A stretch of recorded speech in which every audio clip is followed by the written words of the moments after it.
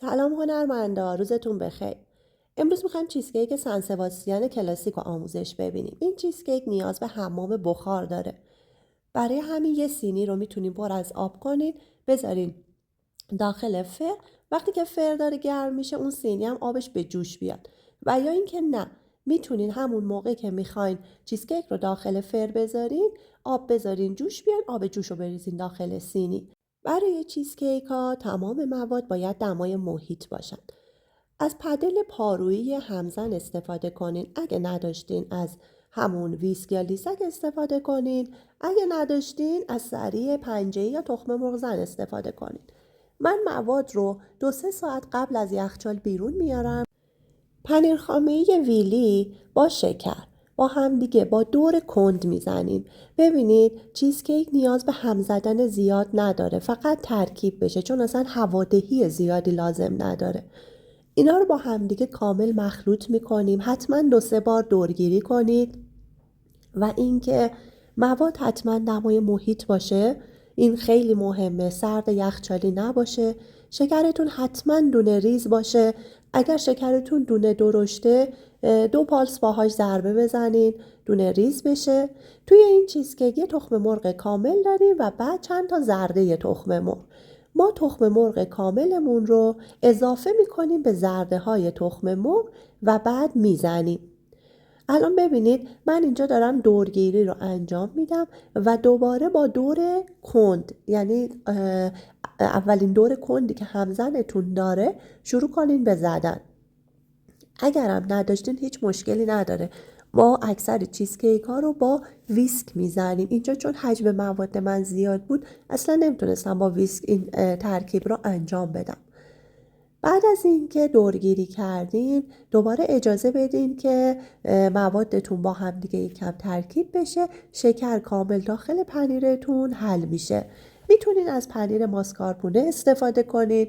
میتونین ترکیب کنین، نصفش پنیر ویلی باشه، نصفش ماسکارپونه باشه. اینا همه دیگه بستگی به ذائقتون داره. تخم مرغا رو که با هم دیگه ترکیب کردیم یه کوچولو میزنیم که با هم یکی بشن. بعدش طی چند مرحله به مواد پنیریمون اضافه میکنیم. با همون دور کند شروع میکنیم به زدن تا کاملا ترکیب بشه. بازم تاکید میکنم، ببینید اصلا لازم نیست که زیاد زده بشه، با دور تند زده بشه. حتی با همون ویسکی هم که دارید آروم فقط ترکیب بشه. خامه رو با نشاسته ذرتمون ترکیب میکنیم. خامم حتما دمای محیط باشه. نشاسته ذرت رو روش علک کنین. بعدش با لیسک شروع کنین ترکیب کردن که کامل نشاسته ذرت با خاممون ترکیب بشه. توی چیزکیک ها این تخم مرغه که باعث بستن و سفت شدن چیزکیک میشه. زرده هامونو که با هم ترکیب کردیم، زرده ها به اضافه اون یه دونه زرده و سفیده‌ای که داشتیم، یه تخم مرغ کاملمون، آروم آروم به مواد پنیریمون اضافه میکنیم و همزنم که در حال زدنه و یا اضافه میکنید با ویسک میزنید تا کاملا یک دست بشه و ترکیب بشه. ببینید بچه ها، چیزکیک ماده اصلیش چیزه، همون پنیره. خب متاسفانه خیلی از جاها که میریم میبینیم که اصلا طعم پنیر رو حس نمی کنی. برای اینکه ارزونتر هم در بیاد براشون با خامه ترکیبش میکنن، با خامه قنادی فرم گرفته و یه کوچولو پنیر ترکیبش میکنن. ولی اصلش اینه که اون طعم پنیر غالب باشه. یه سری چیزکیک ها هستن که کراست داره، اون لایه بیسکویتی یا کیک زیرش. اگر بیسکویت باشه باید 2/3 پنیر باشه و 1/3 کراست. اینجا من وانیلم اضافه کردم چون تخم مرغ داشتیم توی موادمون. و اگر اون لایه کراستمون کیک باشه نصف نصفه، یعنی نصف لایه کیک نصف پنیر هستش. رنگ چیزکیک هامون چون پنیر داره بعد از پخت زرد میشه. اونایی رو که میبینید بیرون توی کافه ها، توی قنادیا، اگر میبینین که زرد نیست و سفیده، اون بیشتر پودر ژلاتین داره، با ژلاتین سفتش کردن یا همون خامه رو اضافه کردن ژلاتین دادن بهش. وانیل هم حتما اضافه کنین. اندازه وانیل باز بستگی داره به نوع وانیلتون، که وانیلتون شکری باشه، مایع باشه و یا غلاف باشه. اگر غلاف باشه که خیلی عالیه، متاسفانه توی کشور ما یه خورده گرون در میاد. ترکیب خامه و نشاسته ذرت هم اضافه میکنیم و فقط در حد ترکیب شدن و همگن شدن و یک دست شدن با سرعت کم همزن اینو میزنیم. اصلا لازم نیست دور تند همزن بزنین، سرعت رو بالا ببرین. حتما موادتون رو کامل با لیسک از ته ظرفتون جمع کنین، چیزی نمونه. توی قنادی ما چیزی رو دور نمیریزیم، از هر چیزی استفاده میکنیم. از یه ترکیب اضافه میاد برای جای دیگه استفادهش میکنیم. برای همین خیلی راحت میتونین توی ظرفای دربسته توی یخچال یا فریزر نگه دارین. حتی اینجا زرده هاتون رو که میخواین از سفیده جدا کنین، سفیده رو توی ظرف دربسته بریزین تا 4 ماه توی فریزر میمونه.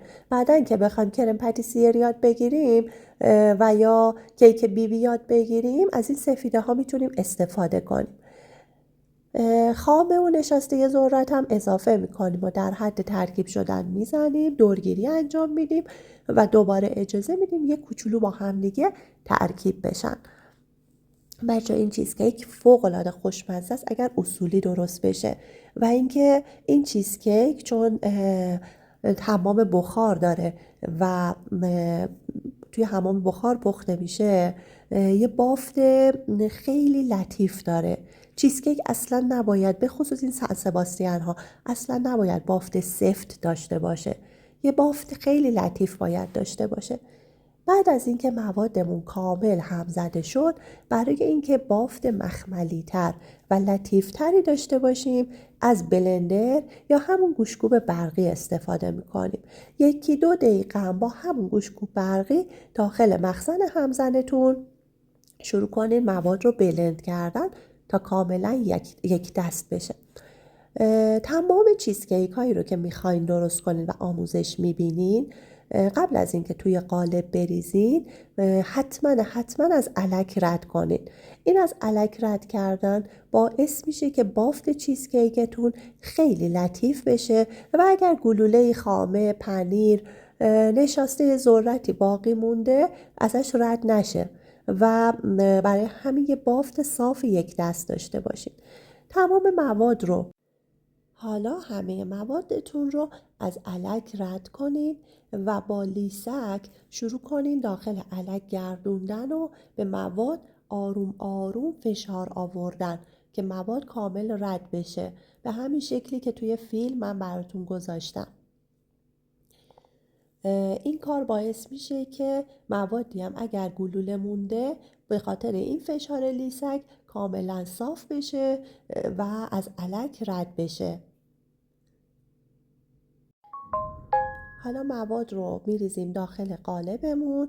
قالب رو بذارید توی سینی کوچیکتر از اون سینی که قراره توش آب ریخته بشه، که آب به قالبتون نفوذ نکنه و باعث خیسی قالب و از بین رفتن چیزکیکتون نشه. یعنی 2 تا سینی تو هم دیگه باشه. چیزکیک نیاز به کوبیدن به زمین نداره.